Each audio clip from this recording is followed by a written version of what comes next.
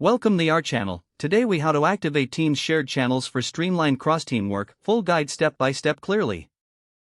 To activate Teams shared channels, start by opening Microsoft Teams.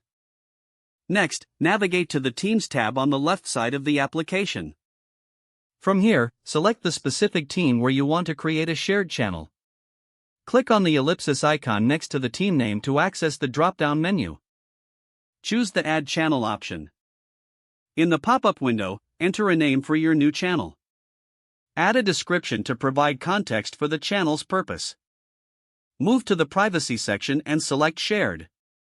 A prompt will appear, guiding you to select the teams or individuals to share the channel with.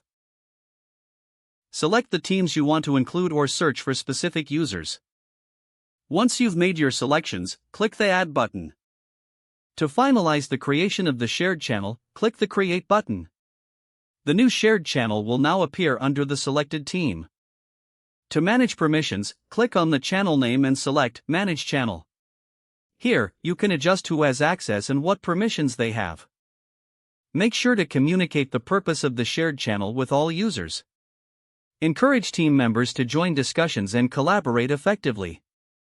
Monitor the channel for activity and provide support when necessary.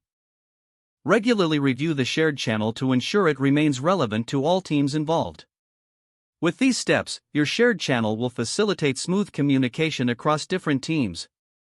If the page does not load, refresh the browser or try again in a private or incognito window. Make sure you are using the correct email address, then retype it carefully to avoid small typos. If your password is not accepted, use the reset option and create a new strong password you can remember. Check your spam folder for verification or security emails, then complete any requested confirmation steps. Enable two-factor authentication if available to improve account security and reduce unauthorized access risk. After signing in, review your profile details so your contact information and settings are accurate and current. If you see an error message, note it down and try again after restarting your device and internet connection. Log out when you finish, especially on shared devices, to keep your account and payment information secure. If the page does not load, refresh the browser or try again in a private or incognito window. Make sure you are using the correct email address, then retype it carefully to avoid small typos. Don't forget to like this video and subscribe to our channel for more step-by-step tech guides.